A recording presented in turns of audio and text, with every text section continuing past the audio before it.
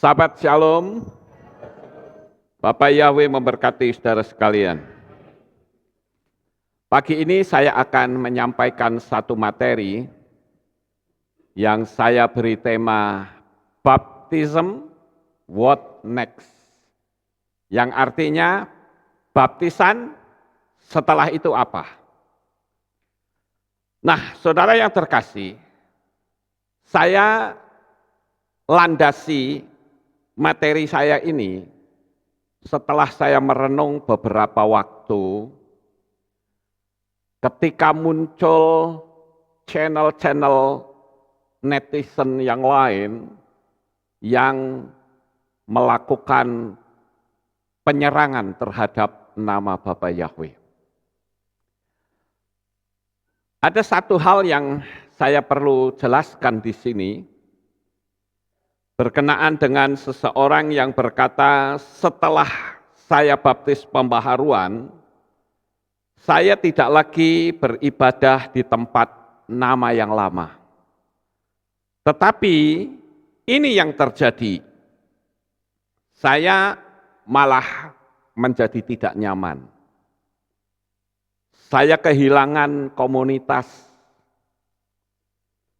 Yang kedua, saya dibenci oleh keluarga saya ditinggalkan, saya harus berpisah dengan mereka. Yang ketiga, saya menjadi bahan pembicaraan dan olokan. Yang keempat, seluruh pelayanan yang saya miliki dihentikan. Dan yang kelima, saya merasa hidup sendirian sekarang. Dan yang terakhir pertanyaan saya adalah bagaimana kalau nanti saya mati? Siapa yang ngurus jenazah saya? Siapa yang akan menguburkannya?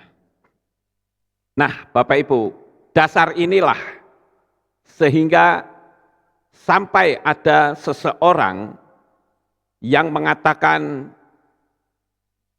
bagaimana menurut pendapat Pak Lukas? Setelah aku renungkan, boleh nggak kalau saya kembali ke gereja saya yang lama? Atau saya robek-robek akte baptisannya. Dan saya akan batalkan semua baptisan yang saya pikir brengsek ini. Nah, Bapak Ibu yang terkasih, mari kita akan lihat secara firman Tuhan, bukan apa kata saya. Kita akan melihat di dalam kitab Matius atau Matius pasal 18, ayat 18. Kalau saudara yang membawa kitab suci bisa dibuka, yang tidak membawa bisa dengarkan. Begini bunyinya. Sesungguhnya aku berkata kepadamu, apa saja yang kamu ikat di bumi akan terikat di sorga. Dan apa saja yang kamu lepaskan di bumi akan terlepas di sorga. Nah, mari kita akan melihat bukan perasaan kita, tetapi perasaannya Bapa Yahweh. Dulu, saat kita percaya kepada Tuhan, kemudian kita dibaptis dalam nama siapa? Nah, nama itulah yang mengikat kita, saudara-saudara. Kembali kitab suci mengatakan apa yang kita ikat di bumi akan terikat di surga. Nah, kita itu dulu diikat dengan nama siapa? Sampai di sini paham Bapak Ibu? Kita diikat dalam nama siapa?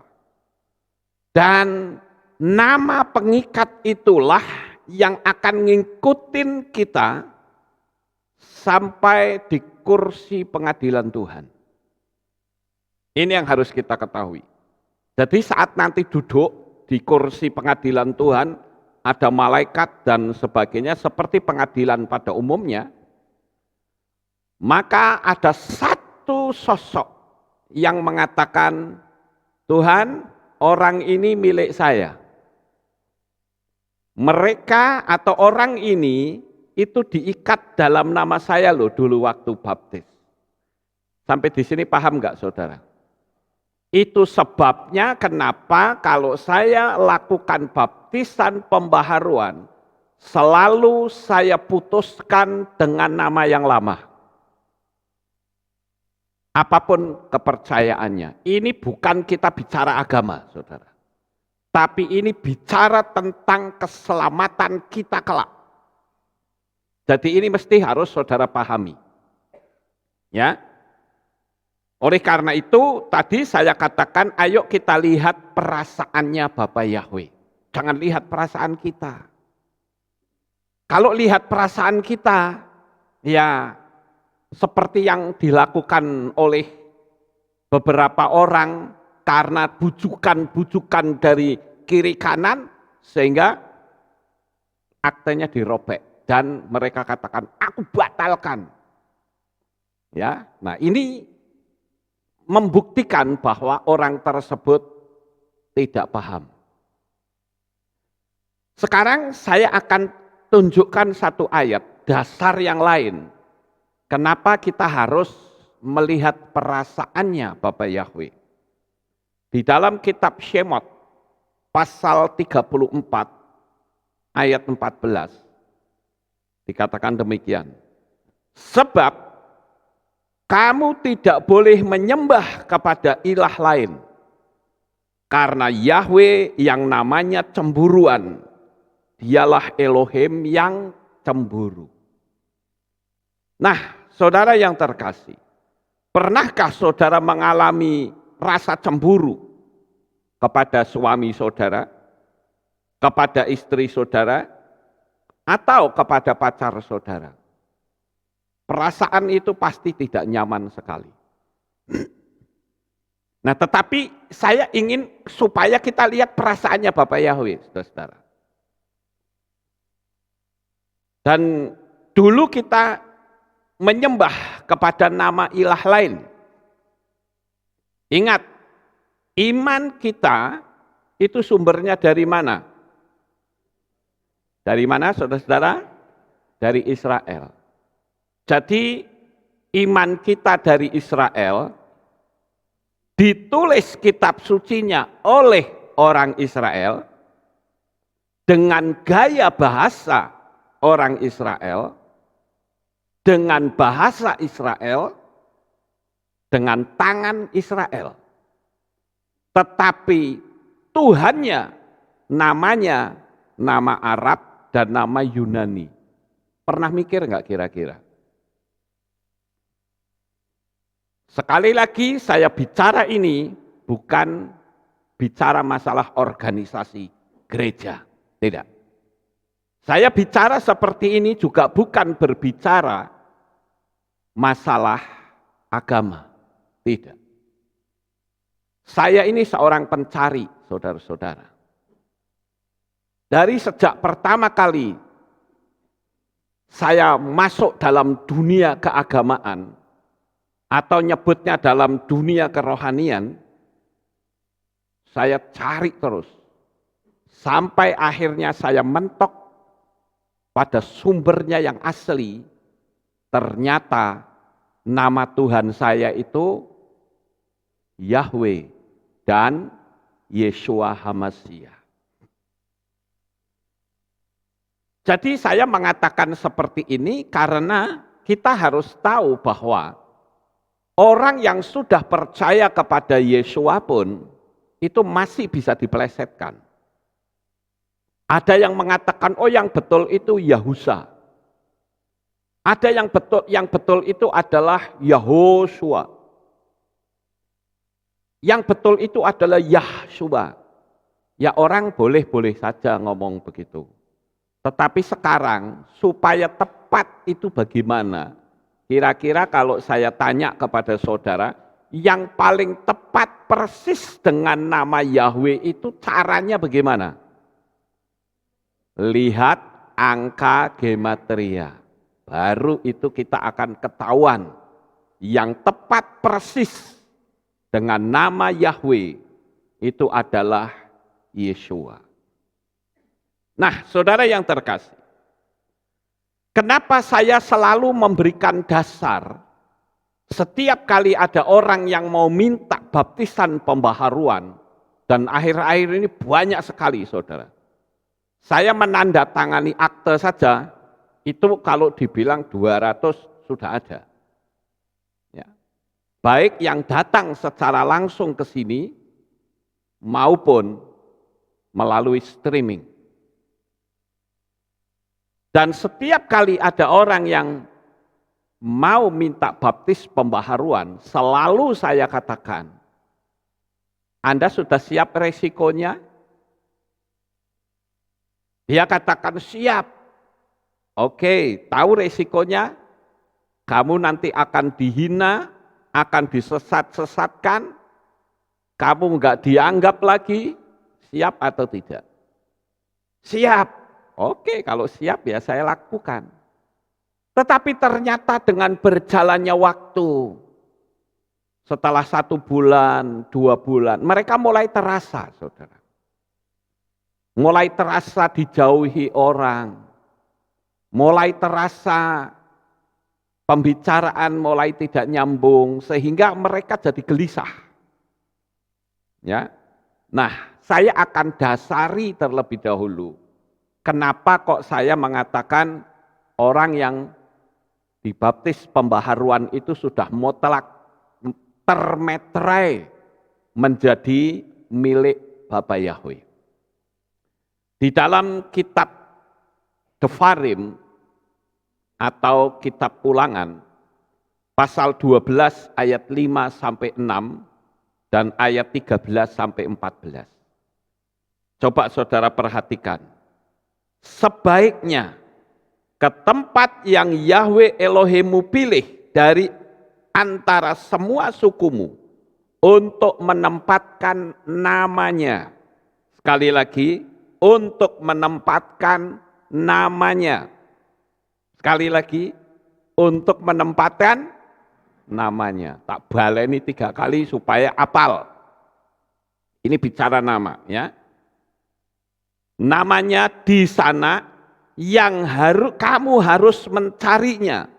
Untuk dia berdiam, maka kesanalah kamu harus masuk, saudara. Kesanalah harus kamu bawa persembahan-persembahan bakaranmu dan korban-korbanmu dan persepuluhan-persepuluhanmu dan persembahan hujukan dari tanganmu dan persembahan-persembahan nasarmu dan persembahan-persembahan sukarelamu dan anak-anak sulung lembumu dan kambing dombamu. Kemudian saya sambung di ayat 13 sampai 14. Awasilah dirimu, supaya jangan engkau buat persembahan-persembahan bakaranmu membubung di setiap tempat. Perhatikan kata setiap tempat yang dapat engkau lihat. Namun di tempat yang akan Yahweh pilih di salah satu sukumu, di sanalah engkau harus membuat persembahan-persembahan bakaranmu, membubung di tempat itulah engkau harus melakukan semua yang kuperintahkan. Memang selama ini ada beberapa orang, ya saya katakan beberapa orang, yang bertanya kepada saya dengan pertanyaan yang sama. Pertanyaannya begini, boleh enggak Pak, ketika saya beribadah di tempat lama saya, ketika mereka memanggil nama lama, saya tak panggil nama Bapa Yahweh, boleh atau tidak? Ya kalau saya yang jawabnya, jangan saya yang jawab, kitab sucinya yang jawab. Kalau saya yang menjawab, ketika saya bilang tidak boleh, orang akan tuduh saya apa saudara? Wah, kira rekayasane Pak Lukas. Iya toh? Jadi saya ingin kitab sucilah yang menjawab. Kira-kira sama enggak kalau misalnya supaya kita tetap memiliki komunitas dalam kepercayaan yang lama, dengan agama yang lama, kita tetap aja ibadah di sono. Tapi setiap kali nama sesembahan mereka dipanggil, kita ubah dengan nama kita sendiri. Boleh atau tidak? Tidak boleh, saudara. Ingat, ini bicara ritual dan tempat. Ya, bicara masalah tempat, saudara. Kalau mengatakan boleh, berarti boleh dong kalau saya pergi ke kepercayaan lain. Saya panggil nama Tuhan saya gitu. Enggak bisa tetap. Ya. Saya akan memberikan sebuah ilustrasi, saudara-saudara. Dan ilustrasi ini bukan rekayasa saya, tetapi berdasarkan hukum yang ada di muka bumi ini. Saya sering mengatakan begini, kalau kita ada dalam sebuah rumah, di mana orang sedang main judi di sana, dengan taruhan besar-besaran atau kecil, pokoknya di situ ada orang yang main judi. Lalu tempat perjudian itu digerebek oleh polisi. Pertanyaan saya adalah, penontonnya kena atau tidak?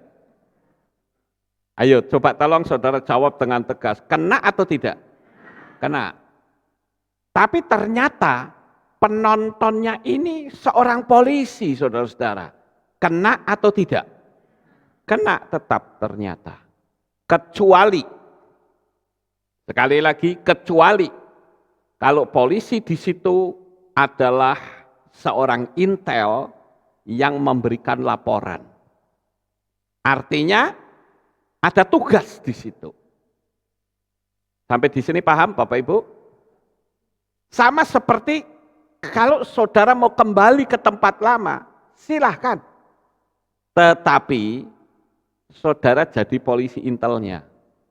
Artinya di situ saudara ikut memberitakan nama kudus Bapa Yahweh. Saudara melakukan pemberitaan dari pribadi lepas pribadi. Itu sama enggak dengan polisi yang sedang tugas di tempat perjudian? Sama, dan saudara tidak terkena hukum. Sekarang saya akan tunjukkan ilustrasi yang kedua. Pada tahun 1965, itu ada partai yang dilarang di Indonesia. Partai apa saudara? Partai PKI, Partai Komunis Indonesia. Dan saudara tahu, Partai PKI itu dia punya subpartai, namanya Baperki. Dan mereka itu sering melakukan kegiatan-kegiatan seperti main drum band, olahraga, dan sebagainya. Tetapi mereka kadangkala kekurangan dana. Sehingga yang mereka lakukan adalah mereka bikin les, lalu dia minta dana. Kebanyakan mereka mintanya kepada toko-toko orang Tionghoa. Di desa saya ingat dulu pernah ada seperti itu. Orang datang minta. Nah biasanya saudara-saudara, orang-orang Tionghoa itu kan orang yang nggak seneng ribut. Ya. Sehingga wong namanya diminta ya dikasih. Ada yang ngasih 25 rupiah, ada yang ngasih 100 rupiah. Ya, macam-macam bervariasi. Itu tahun 65.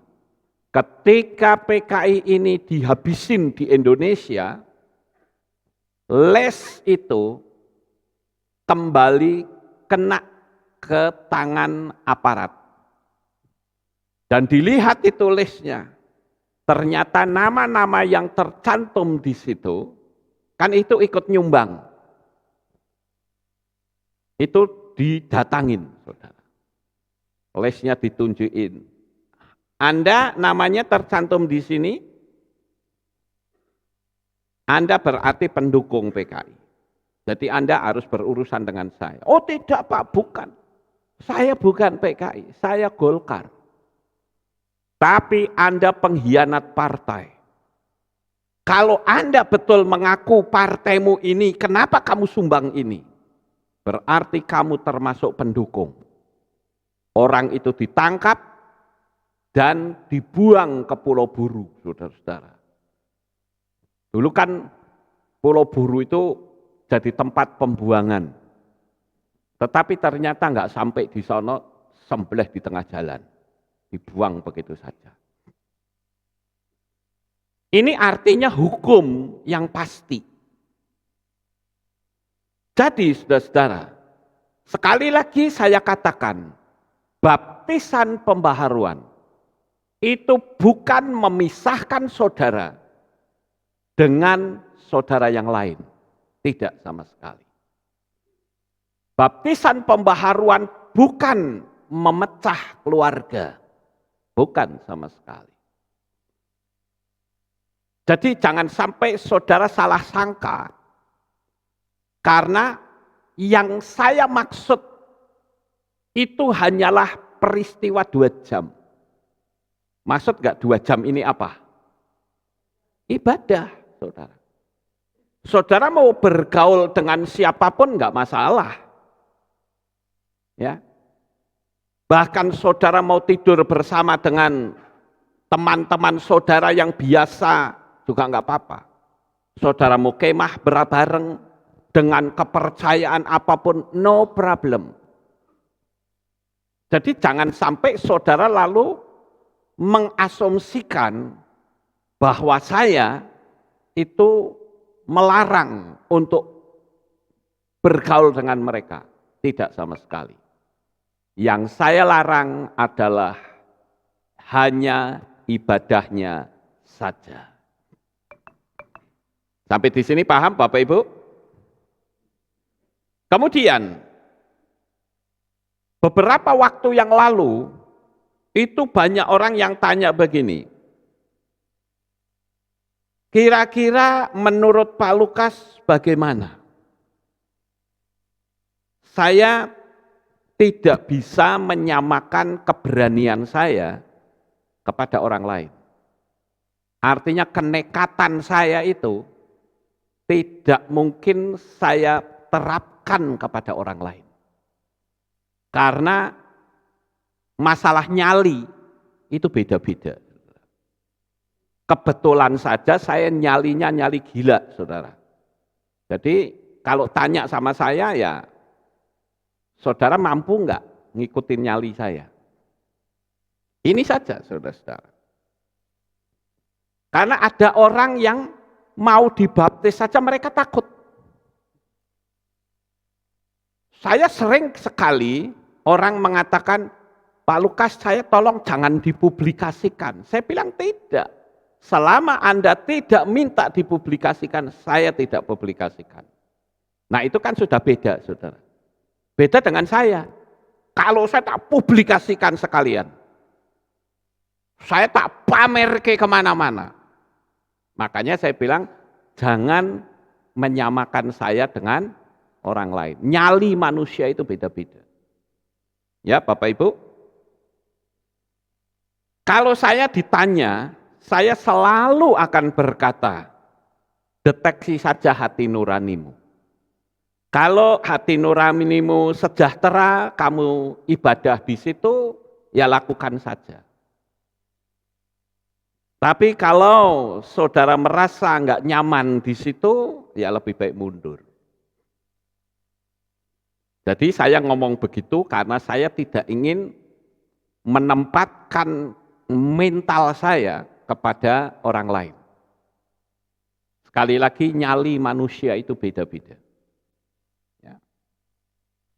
Kalau saya ditanya, berarti saya harus menjawab dengan versi saya. Dan saya takut orang tidak mampu untuk menerima versi saya. Kira-kira saudara paham nggak saya ngomong ini?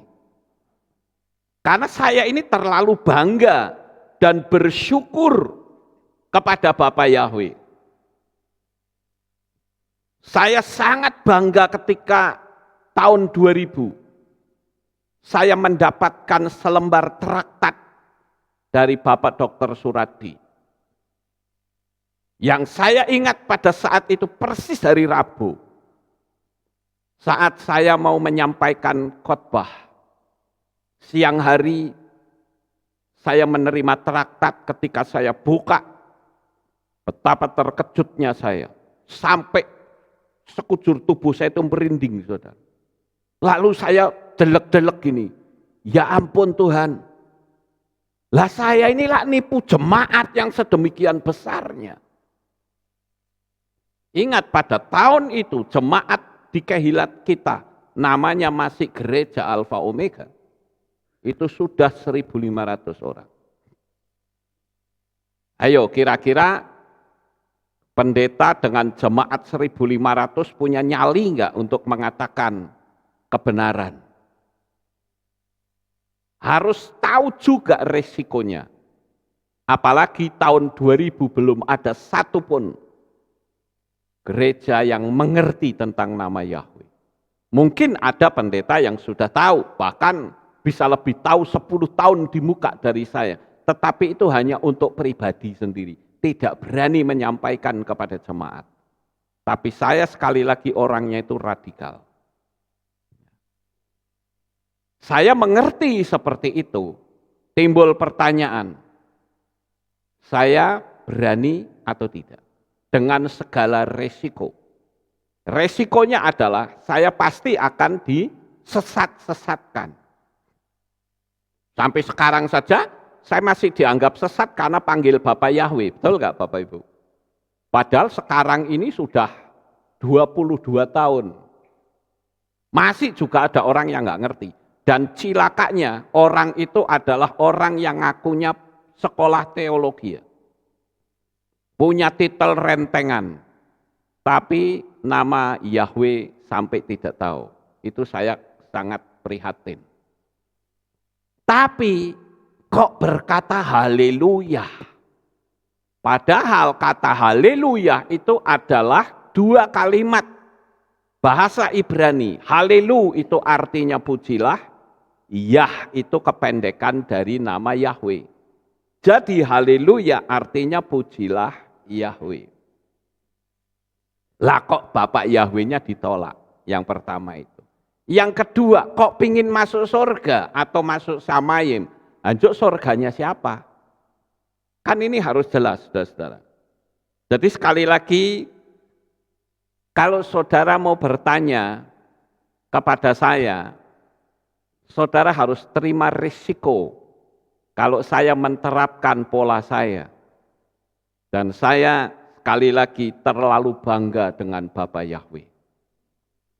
Kebanggaan saya ini tidak bisa dipreteli dengan cara apapun.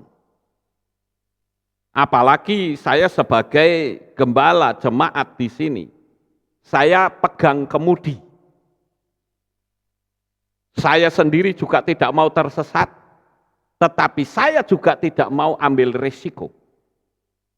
Kalau saya tetap memanggil nama lama. Karena inilah masa Yeshua HaMasyiah akan datang untuk yang kedua kalinya. Jadi kalau saudara tanya, ingat, saya adalah orang yang tidak mengenal rasa takut kalau sudah bicara masalah iman. Saya juga tidak merasa malu, saya bangganya luar biasa. Kepada siapapun dari kepercayaan manapun. Kalau saya ketemu, saya pasti berkata shalom.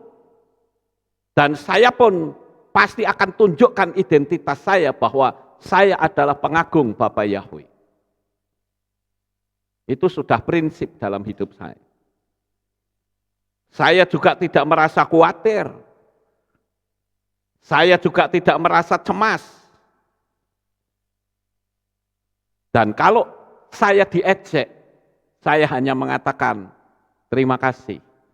Ejekan itu bagi saya adalah merupakan bahan bakar untuk membuat api yang ada di dalam diri saya makin menyala. Kan ada orang ketika diejek terus mengkeret, betul nggak Bapak Ibu? Banyak. Bahkan sampai ada hanya karena diejek, aktenya disobek. Kan ada itu dulu, saya pernah ceritakan, aktenya dirobek. Loh kalau saya tidak, semakin saudara mengejek saya, semakin gila saya, semakin menjadi-jadi.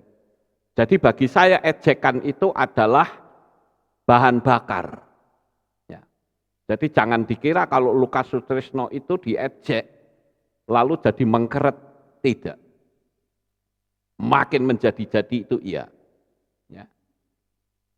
Nah oleh karena itu saudara-saudara, saya punya prinsip semakin kita dihambat, semakin kita merambat, dan kegilaan cinta saya kepada Bapa Yahweh semakin kuat. Makanya jangan tanya sama saya. Saya hanya punya dua pilihan, saya menggunakan gaya saya atau menggunakan kitab suci. Kalau saya gayanya adalah gaya kitab suci. Tapi kalau mau pakai pola manusianya, saya pun bisa. Saya bisa mengatakan ya sudahlah, enggak apa-apa. Ya sudahlah, enggak masalah itu. Tapi itu resiko buat saya. Kalau sampai orang itu binasa, berarti Tuhan bisa tuduh saya. Orang itu bisa berkata, loh kan Pak Lukas sudah mengizinkan. Berarti bola panasnya ada di saya, betul enggak Bapak Ibu? Ini yang harus kita ketahui. Makanya materi saya pada pagi ini, baptism, what next?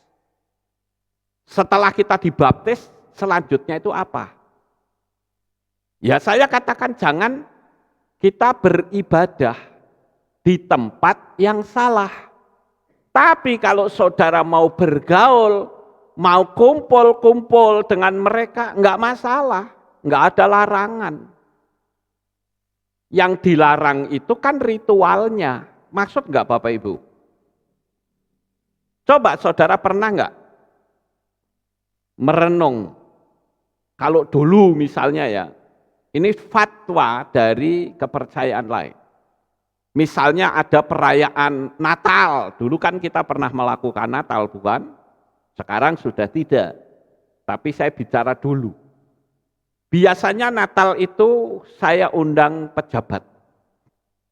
Apakah itu dari kelurahan atau dari yang lain. Mereka datangnya pada saat perayaan, saudara-saudara. Artinya ketika kita sudah, ritualnya sudah berakhir, baru mereka datang. Kenapa? Karena mereka tahu bahwa ritual itu sendiri-sendiri. Tidak bisa dicampur. Dan saya katakan, prinsip mereka itu benar. Jadi saya perlu memberitahukan saudara-saudara bahwa orang yang memberi diri dibaptis, itu kita resikonya dibenci orang. Tapi justru itu membuktikan adanya perbedaan yang sangat menyolok antara nama lama dengan nama yang baru. Ada orang yang berdalih begini, bukankah nama itu juga ada mujizat? Selalu ukurannya mujizat. Kalau bicara mujizat, ahli sihir Mesir juga bisa bikin mujizat. Tetapi apakah ahli sihir Mesir itu benar? Menurut kitab suci tentu tidak. Dukun juga bisa bikin mujizat. Tapi apakah dengan mujizat itu berarti kita ikut mereka? Ya tidak. Ukurannya jangan mujizat. Ukurannya pun bukan damai sejahtera. Karena Yesua pernah mengatakan, damai sejahtera yang aku berikan kepada mereka tidak seperti yang dunia berikan. Berarti dunia bisa memberi atau tidak? Bisa. Oleh karena itu, saya perlu menyampaikan hal ini menjadi sebuah materi. Karena terlalu seringnya saya ditanya oleh orang-orang yang sudah dibaptis, Tetapi karena mereka mendapatkan serangan lalu tanya saya. Nah kalau ada yang tanya, saya akan berikan video ini kepada mereka.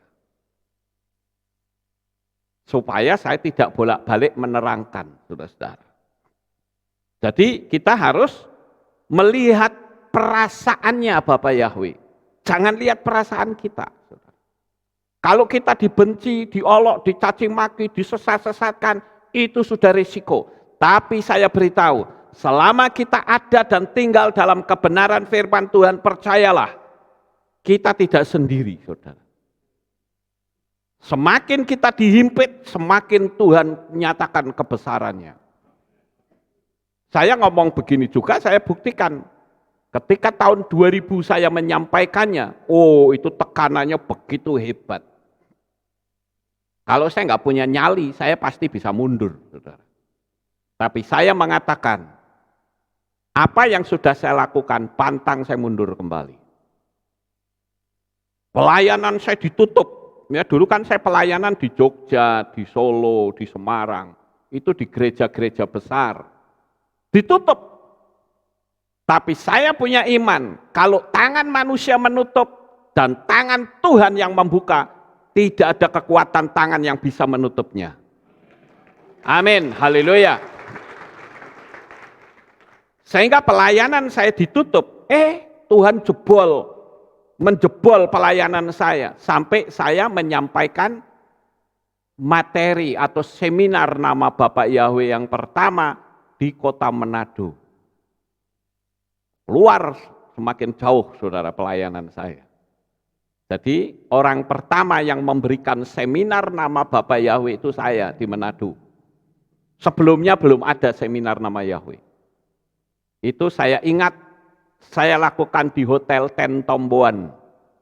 Itu satu-satunya. Saya bersama dengan tim, ya Bapak Niko Somolang, Pak Yohan Mawati, Ibu Erna dari Belanda, ya, satu tim, saudara. Bukan cuma di situ, tetapi sampai ke Tahuna. Tahuna itu perbatasan Filipina. Kemudian jebol lagi sampai keluar. Saya menyampaikan juga materi di Port Stephen. Kira-kira 3-4 jam dari kota Sydney, Australia.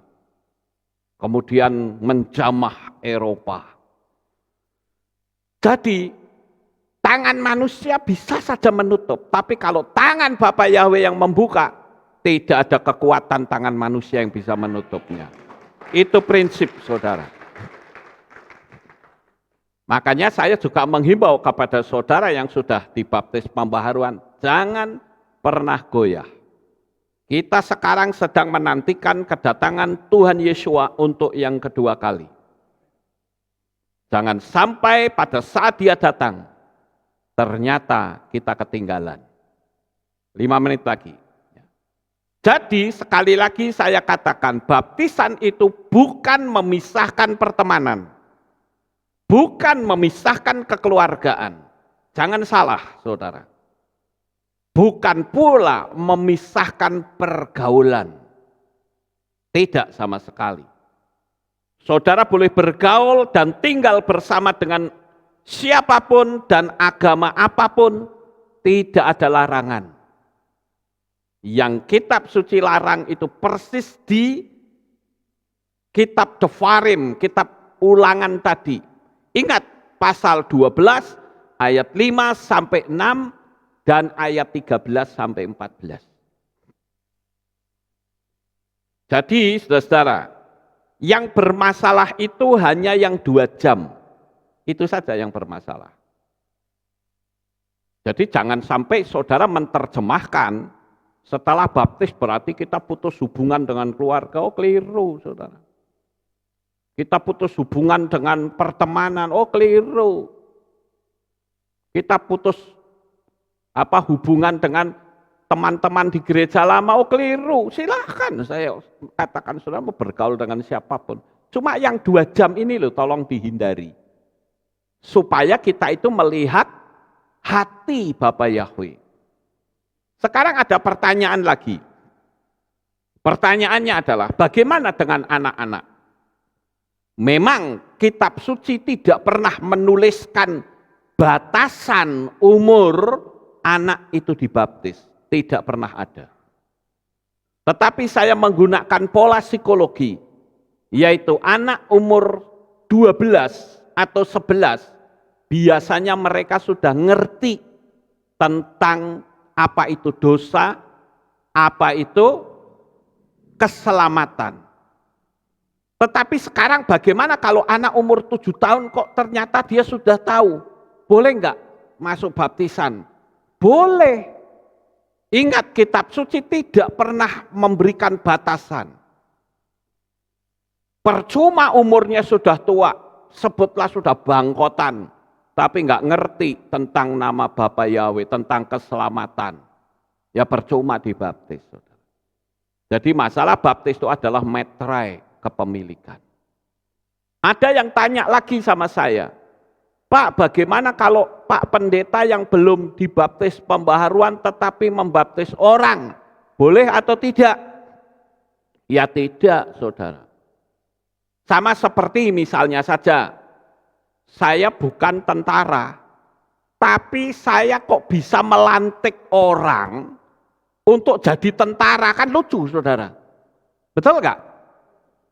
Ya kalau saya mau melantik orang, ya saya mesti jadi tentara dulu.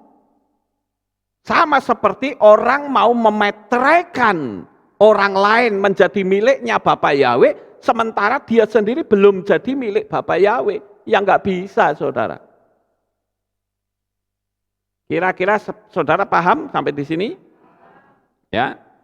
Jadi saya katakan batasan umur tidak ada. Kalau anak-anak, bahkan umur 4 tahun, 5 tahun, saya katakan lebih baik diserahkan saja. Ya, diserahkan kepada Bapak Yahweh. Supaya ketika terjadi rapture atau apa, dia juga bisa selamat. Jadi sekali lagi, kalau anak sampai dibaptis berarti resikonya adalah dia berdiri di atas iman mereka sendiri. Saudara sebagai orang tua harus sering membantu. Lalu pertanyaan yang tadi, baptism, what next? Setelah dibaptis lanjutnya apa? Apakah kita hanya beribadah saja di tempat yang benar? Saya katakan tidak. Tidak. Artinya harus ada penambahan lagi, yaitu kita belajar dan berusaha untuk hidup berkenan di hadapan Tuhan. Ingat, masa kedatangan Tuhan itu betul-betul sudah di depan mata kita. Dan selanjutnya yang terakhir adalah jangan pernah menerima tanda bilangan binatang itu. Itu mutlak kita sebagai anak-anak Bapa Yahweh, kita harus menyadari hal ini. Mungkin ada yang tanya, loh Pak, saya sudah menerima tanda bilangan, apa yang terjadi? Gampang. Saudara terima Bapa Yahweh, baptis pembaharuan, dan setia kepadanya. Jangan kembali ke hidup lama. Ini yang mesti kita ketahui. Ya. Kemudian saudara-saudara, saya juga perlu memberitahukan juga agar supaya bagi saudara-saudara sekalian yang mau sungguh-sungguh, saya katakan percayalah, Bapak Yahweh sekali-kali tidak akan pernah tinggalkan saudara. Yakini saudara, Bapak Yahweh juga tidak pernah mempermalukan hidup saudara. Dia bukanlah kita main teori-teorinan. Dia itu adalah pribadi sang pencipta alam jagat raya ini.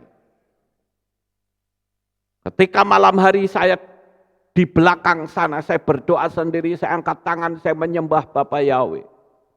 Saya rasakan betapa kebesarannya yang sangat luar biasa.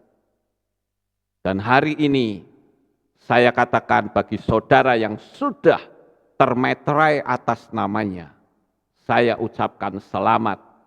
Bapak Yahweh memberkati saudara. Sukses besar untuk saudara. Bapak Yahweh memberkati. Haleluya. Kita tunduk kepala, kita berdoa. Terima kasih ya Tuhan. Pada pagi ini kami telah bersama-sama mendengarkan renungan firman-Mu. Biarlah apa yang kami renungkan ini boleh kami tanamkan di dalam hati kami. Dan kami diberikan kemampuan untuk menjadi pelaku-pelaku firman, karena kami tahu waktu kedatangan-Mu sudah semakin dekat. Terpujilah Engkau Bapa Yahweh, di dalam nama Adonai Yeshua HaMashiach kami sudah berdoa. Amin. Haleluya.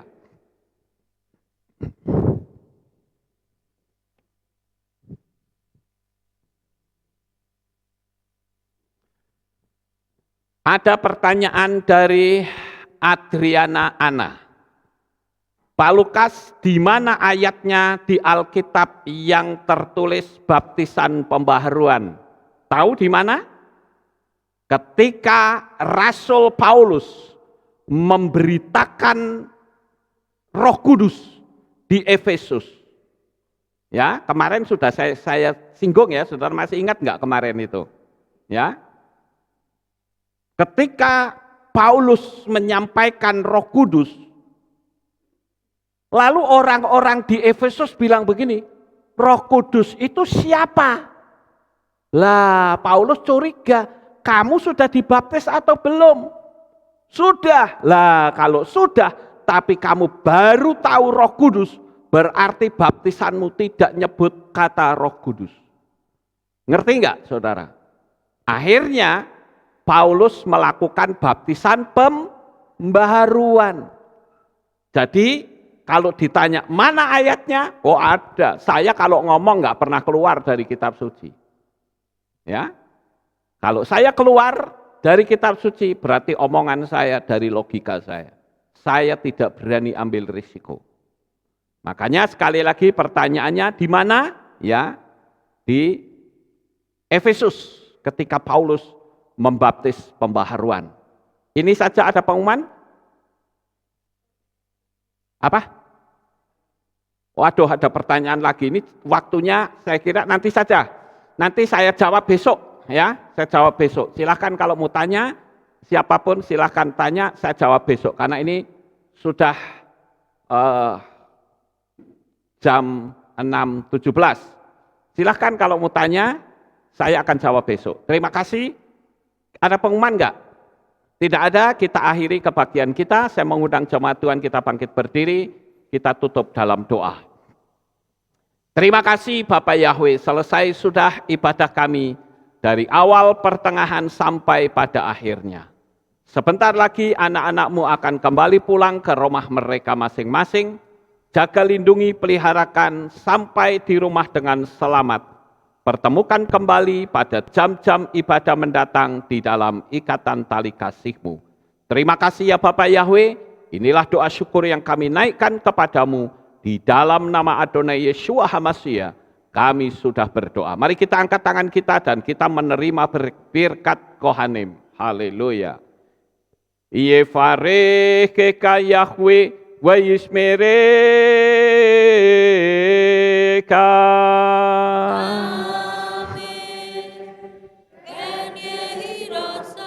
Yair Yahweh panau eleka. Wihuneka.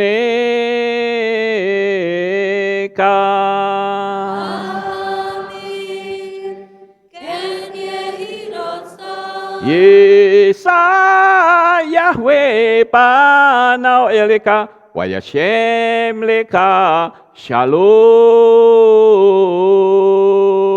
Amin. Baruk atabair ufaruk atabasadeh. Engkau akan diberkati di kota dan kau akan diberkati di ladang. Amin. Baruk peripitne kau friat mat kau frifahem teka syekar ala peka wa esterot soneka. Diberkatilah buah kandunganmu, diberkati hasil bumimu, diberkati hasil ternakmu, anak-anak lembumu dan anak-anak dombamu. Amin. Baruk tan akau misyarteka, diberkatilah bakulmu dan tempat adonanmu. Amin. Baruk ata boboy, kau faruk ata beseteka, dan kau akan diberkati pada waktu kau masuk, dan kau akan diberkati pada waktu engkau keluar. Amin. Baruk ata Yahweh Elohenu melek haolam, besem Yeshua HaMashiach Ruach HaKodes kile olam faed. Kami sudah berdoa dan mengucap syukur. Haleluya. Amin.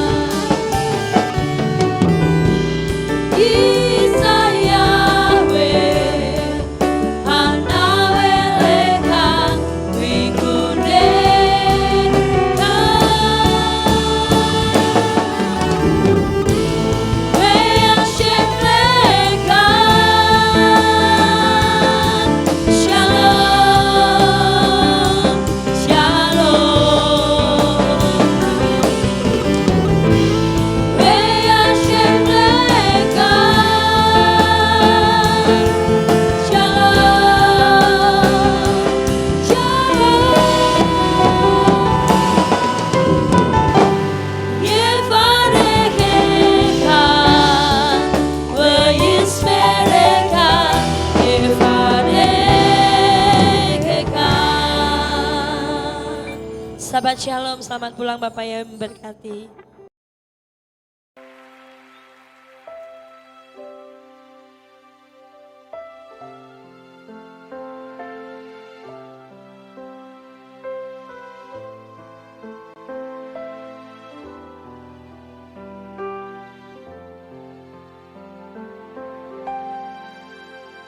Yeshua, ku datang bersujud dan menyembah di hadapan-Mu.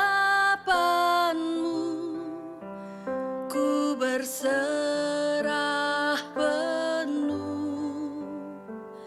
Yeshua, ku puji segala perbuatan-Mu yang ajaib bagiku, bagi hidupku.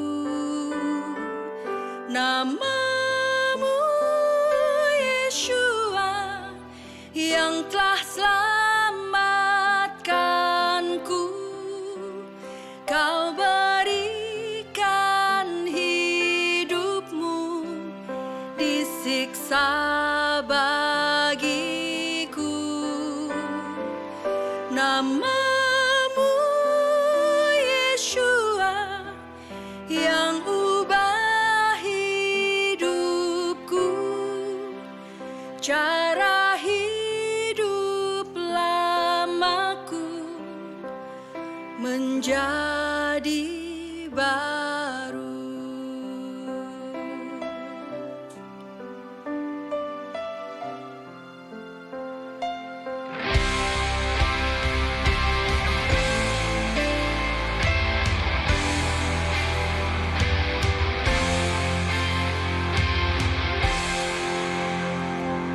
Yeshua, ku datang bersujud dan menyembah di hadapan-Mu. Ku berserah penuh. Yeshua, ku puji segala perbuatan-Mu yang ajaib bagiku, bagi hidupku.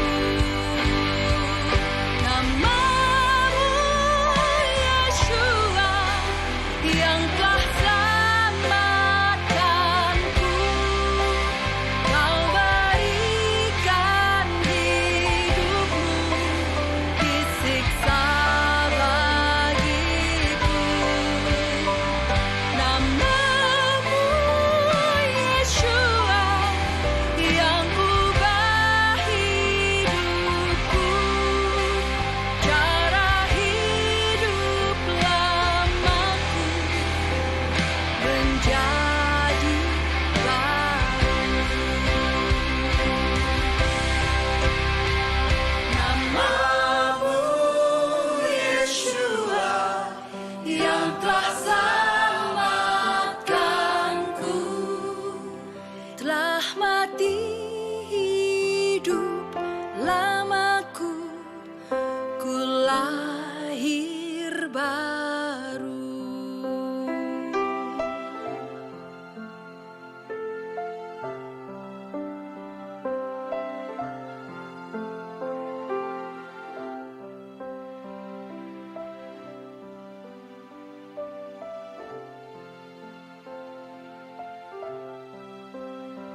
Ribuan tahun yang lalu, nama itu ada. Sebelum dunia dijadikan, nama itu sudah ada. Namun, nama itu seolah tenggelam. Namun dia tidak pernah tenggelam. Ehyeh, Asher Ehyeh. Aku ada yang aku ada. Dia ada untuk memberikan keselamatan. Dia ada untuk membawa kita kehidupan. Dia ada dari kekal sampai kekal. Dia Elohim Abraham, Yitzhak, dan Yakov. Dia Elohim Israel. Dia juga Elohim atas Indonesia. Dia Elohim yang memulihkan Israel. Dia Elohim yang memulihkan Indonesia. Diberkatilah Israel, diberkatilah Indonesia. Di dalam kitab Yesaya pasal 43 ayat yang ke-11, di dalam bahasa Ibrani dikatakan, Anoki, Anoki, Yahweh, wa'ain mibal adai Mosia.